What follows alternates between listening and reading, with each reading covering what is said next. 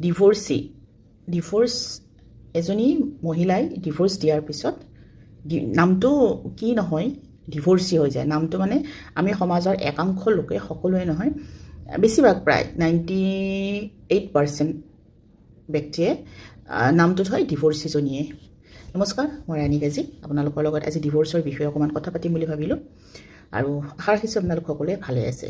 চাওক, ডিভোৰ্চ বুলি ক'লে আমি যে কোনোৱে নিজৰ ইচ্ছা অনুসৰি এটা সম্পৰ্ক শেষ কৰিব নিবিচাৰে। যিখিনিলৈকে আমি জানো, ডিভোৰ্চ বুলি ক'লে হাজবেণ্ড আৰু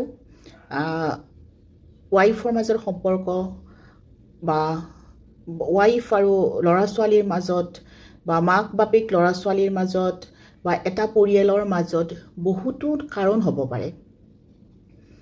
কেতিয়াবা ল'ৰা ছোৱালীৰ ভৱিষ্যতৰ কাৰণটো ডিভোৰ্চ হ'ব পাৰে। কেতিয়াবা হাজবেণ্ডগৰাকী ভাল, ৱাইফগৰাকীও ভাল, দুটাৰে মাজত আছে, তাৰ কাৰণেও পৰিয়াল হ'ব পাৰে। মুঠতে আমি যে জাজ কৰোঁ ডিভোৰ্চ বুলি ক'লে, ডিভোৰ্চি বুলি ক'লে সংসাৰ কৰিব নোৱাৰিলে। প্ৰথম কথা, সংসাৰ কৰিব নোৱাৰে, মাকৰ ঘৰত আছে।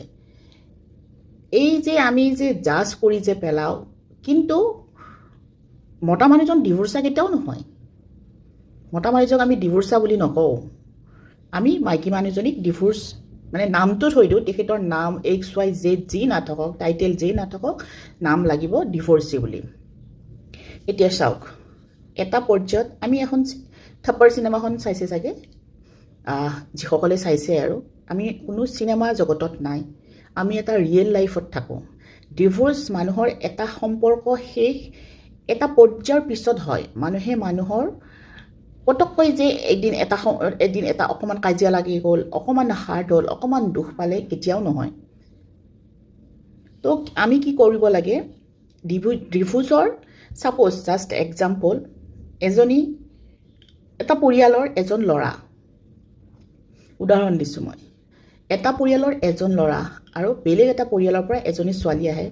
ছোৱালী অহাৰ পিছত দুয়োজনে, বা লাভ মেৰেজ হওক, এৰেঞ্জ মেৰেজ হওক, যিয়েই নহওক, আৰু তো সেই তাৰে দুইজনৰ ভিতৰত কাৰোবাৰ বেয়া অভ্যাস আছে, চৰিত্ৰ বেয়া, বা এডিক্টেড, বা ড্ৰাগছ, ড্ৰিংক, স্ম'ক, কেৰেক্টাৰ আদি কৰি বহুতো ধৰণৰ বেয়া অভ্যাস আছে। তো তেতিয়া কি হ'ব, অশান্তি হ'ব। অশান্তি হোৱাৰ লগে লগে আমি যিটো পৰিয়ালত থাকোঁ, সেই পৰিয়ালৰ মেম্বাৰেও সেইখিনি কথা গম পায়, সেইখিনি কথা বা ছোৱালীগৰাকীয়ে